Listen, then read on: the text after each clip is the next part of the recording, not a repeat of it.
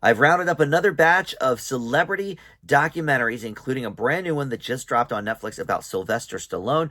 Got a couple music ones, of course. Always got to do the music docs, but also a sports documentary. I don't really watch a lot of sports docs, but I am a Philadelphia native, and there is a new one on Jason Kelce of the Eagles, and of course the Kelce brothers. So hot right now. So figured I would check that one out as well. So let's talk docs.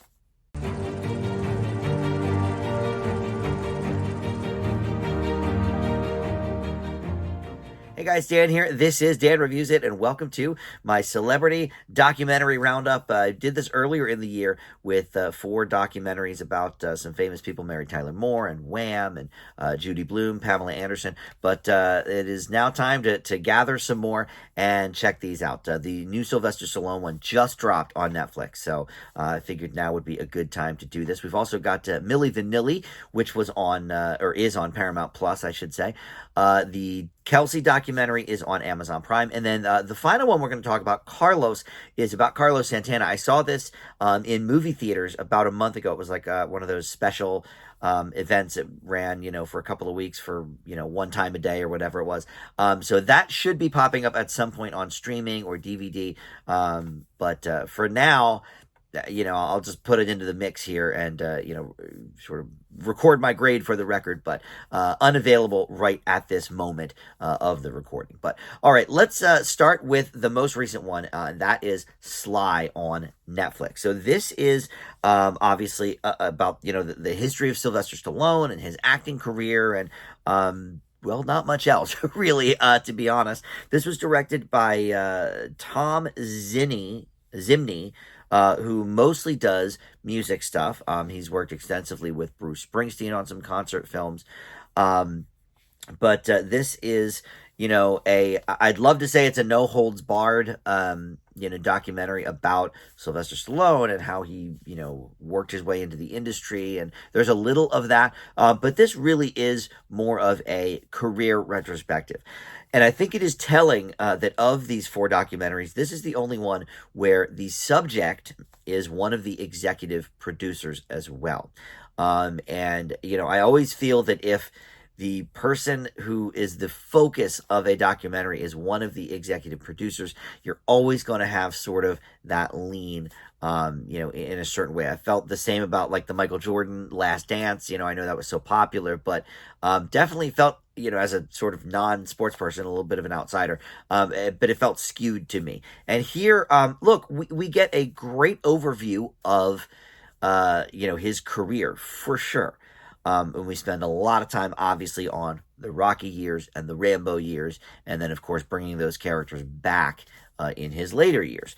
But, we gloss over a lot of his personal life, and, there's a lot about his childhood and growing up, and we do see interviews not just from him, but his brother Frank Stallone, who, became a little bit of a punchline in maybe the later 80s and the 90s, kind of a hanger-on of Sylvester. But, I never really got like the hate for Frank Stallone. He seems fine.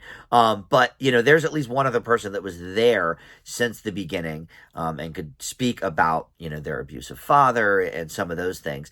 And then you also have some, people in the industry like Quentin Tarantino, waxing nostalgic about Sylvester Stallone.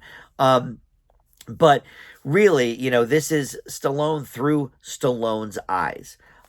So you're going to get definitely a skewed portrait, I think, of this man. But look, it is a nice, walk down memory lane with a lot of these movies and shows. And Arnold Schwarzenegger is interviewed as well several times, talking about sort of their rivalry back in the day, which, he admits seems so silly now, but they were always trying to one up each other, who had more muscles, who had more guns in their movies, et cetera, et cetera.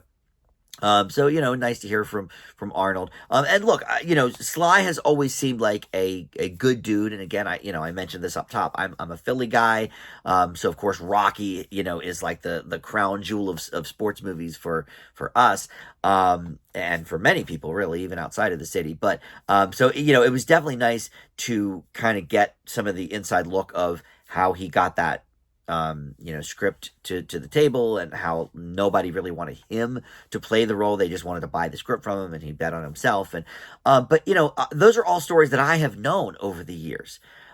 Just from watching biographies about Rocky, and reading up about that kind of stuff. So this is not a whole lot of new information. It's more of a sort of greatest hits with his career, and not so much, other than like the childhood stuff with his father, not a ton really of sort of peeling back those layers. And I don't know if that's because he's one of the executive producers, or because it's very short. It's only like 93 minutes. Could they have spent 10 or 15 more minutes and sort of delved in a little more? Yeah, I think they could have. And also, I noticed this weird, like, herky-jerky camera movement thing from the director. And I don't know if that was, I mean, it's obviously on purpose, I guess. But, when I think of a documentary, I don't think of, like, rough camera shots, like where the camera's moving all over the place.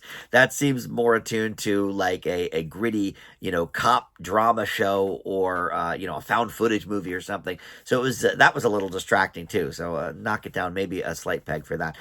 So yeah, overall, this is a nice overview into a man's career, but not much else. I leave Sly with a C+. That one is on Netflix right now. All right, next we're going to talk about Milli Vanilli, going sort of in order of release backwards here.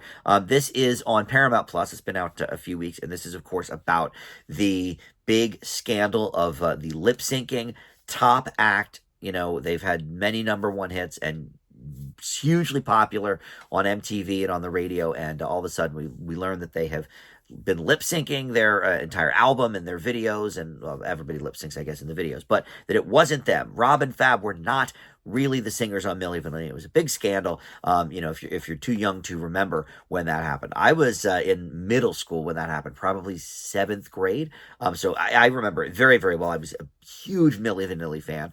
But even before we get into the specifics of the documentary, I have to say, I was never like that upset about it. I was just like, okay, well, the music is still great, so whoever sang it, what does it matter? And that's actually something that the documentary, tends to a little bit. They talk about. This was directed, by the way, by Luke Coram, who I'm kind of unfamiliar with. He did a couple other documentaries, I guess, that were a bit acclaimed. But of course, only one of these guys, unfortunately, is still alive. The other one got very, very heavy into drugs in the 90s and ended up passing away, I think, in the late 90s. But so that was Fabrizio Morvan. But Rob Pilatus, still with us, and he has a lot of interviews in this movie. It might have been nice to hear from the sort of man who orchestrated all of this, Frank Farian, and he's talked about throughout this whole documentary. He declined to be interviewed for it, which, I'm not sure if it necessarily hurts the documentary, because I think the takeaway is still probably the same, that this guy was a real scumbag. But it's interesting how, talk about layers that I don't think they had in the Sylvester Stallone movie. This one has a lot of layers because there's a lot of moving parts here, because you have people at Arista Records in America, including, the legendary Clive Davis, who, claim to not have known that they were lip syncing. And then you have other people that worked at Arista that are like, well, how could you not have known, that we didn't see them in the studio ever, because these are, guys from Germany. Frank Farian's from Germany. So they produced the whole record there and then kind of sent it over. Arista bought the rights to it in the US. But still, you kind of work with these bands and whatever. So, there's a lot of people in the mix here who were sort of lying about, okay, when did I know what, and whatever.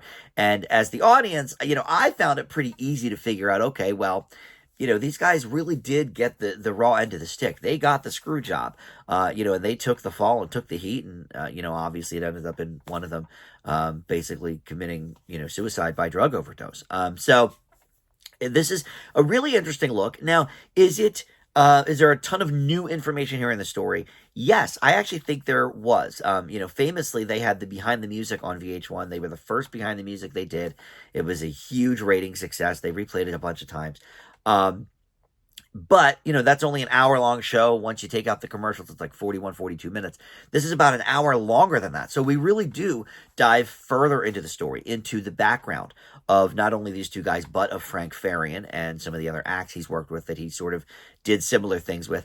The one thing I really would have liked to see with this is sort of a takeaway of, a lot of people don't really use their real voices these days, in this time because of things like, the voice boxes and the whatever that thing is that makes Lil Wayne and Cher's voice do like the robotic thing. I forget what that's called in the moment. But, there's that. But not only that, the very year after Milli Vanilli, you had CNC Music Factory and Black Box both using Martha Wash for their vocals. And having these hot babes in the videos, they were basically saying like, hey, these are the singers. And then it came out, but nobody seemed to care about that for some reason. And I wonder why that is. But I wish they dove into that a little bit more, like as a music fan, as somebody who was well, entrenched in this kind of stuff, loving Milli Vanilli and stuff as I did. It's interesting that they didn't at least sort of mention that kind of stuff. But look, this is, of the four, the most well-crafted documentary, and I think it's the most interesting too, because it has the all the kind of ups and downs, and it does end on kind of a bright note, at least for the one surviving member of Milli Vanilli. He's happy now and kind of at peace with everything. But look, it's a testament to the music. I watched this about 2 weeks ago, and I've been singing the songs ever since. The music was great, and I never understood why it was such an uproar. Oh my God, we feel so duped they didn't do their own singing. Who really cares? But at the end of the day, it's such an interesting story. So I leave Milli Vanilli with an A-. That one is on Paramount Plus.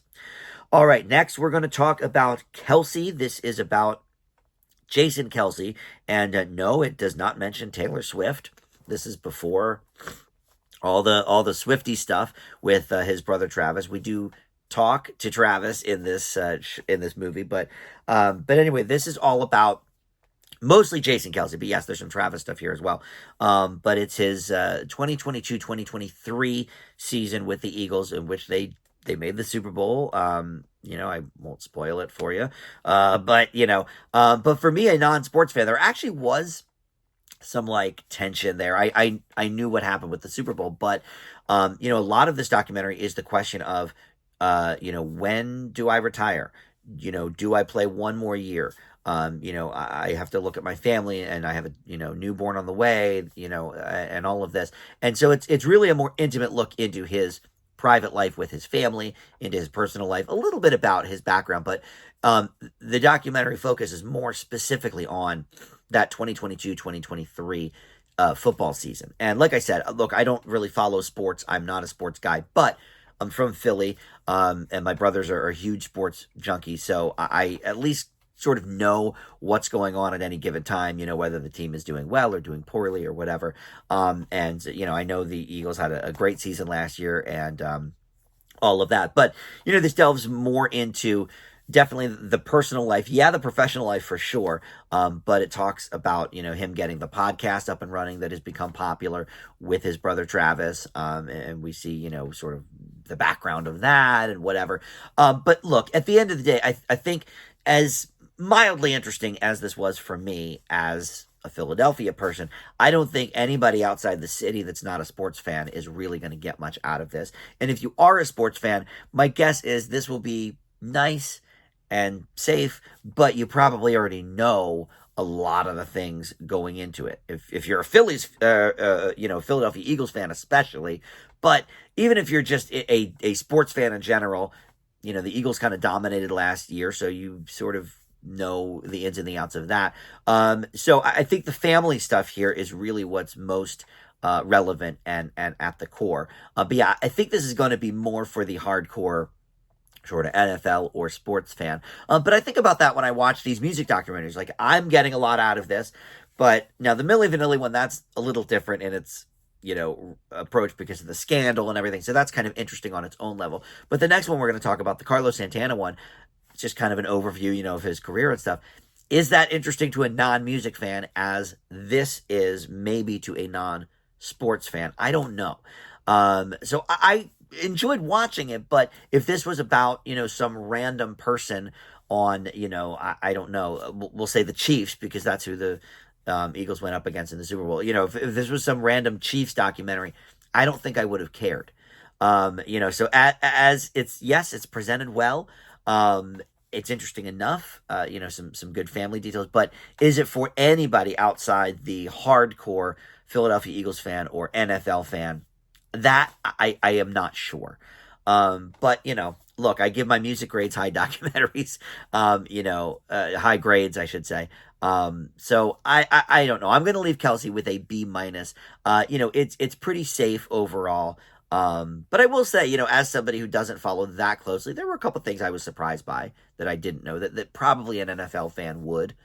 But all right, we'll leave it there. And that was directed, by the way, I like to say when it's a documentary who the director is. This was directed by Don Argot, who I don't really know anything about. He's done a bunch of sports things, but outside that realm, not so much.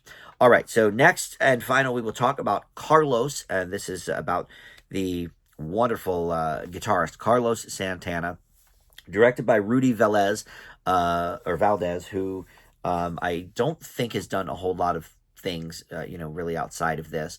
But I will say one of these was, the Milli Vanilli one, I should say, was produced by Ron Howard and Brian Grazer. So it's got that sort of Ron Howard touch to it as well, which maybe is why it's the most interesting of all four of these. Anyway. So this takes us through Carlos Santana's career, as a young lad playing Woodstock, and even far before. I mean, we don't even get to Woodstock for a good half hour, 40 minutes of the documentary. So, it's a lot about his upbringing, his, private life as a kid, and we interview his sisters here and his current wife, who is now a part of his band. We go through, and I was shocked that we didn't get to Woodstock for so long, because that was sort of the first. I was not born when Woodstock happened, but he was a young dude at Woodstock, and that's kind of when his career got jump-started. So I'm surprised it takes us so long to get there, but I think that's appropriate, because I think, this, of all of the documentaries I'm talking about today, this one I think gives us the biggest background on a person, rather than just, okay, here's career highlights, A, B, C, D, and E. We do get eventually to his Supernatural phase with, Rob Thomas and Smooth and all of those big, Grammy-winning songs and that album. But that's like the last 20 minutes of the documentary. A lot of people, my age and younger, really, probably only know Santana for his kind of comeback in the late 90s, early 2000s. And that's awesome. But yeah, there's a whole lot more to the story than that. Now this, again, this is sort of a career highlight type thing, a little bit like the Sylvester Stallone, but because we focus so much in those early minutes, the first half hour or so on his upbringing, his background, how he got into music, how, his parents were a musical, X, Y, and Z, about that. It gives us a more well-rounded view of Santana rather than just, okay, here's the career bullet points. And I liked that about it as well. And because, he has become so sort of, one with nature, and so kind of zen over the, last few decades, we learn a lot about his spirituality and how that's affected kind of his music and his life. And so that's interesting as well. This is not going to, be something blowing the roof off the place, but it's a very, very good documentary. Really a great look into this man that I think a lot of people at this point in time only really know maybe one or two hits, and certainly the Rob Thomas Smooth era. But there's a lot more to the story, and they do cover it. Again, maybe a little too safely, like some of these other ones, but a great documentary nonetheless. I leave this one with a B+. All right, so Milli Vanilli is the best one of this, and I think I say that as a music fan, but I really think because of like the scandal involved and all that, I think that really anybody can watch that and get a lot out of it, into the inner workings of pop music and all of that kind of stuff. So, all right. Thank you so much for watching, and we'll see you next time on Dan Reviews It. Bye.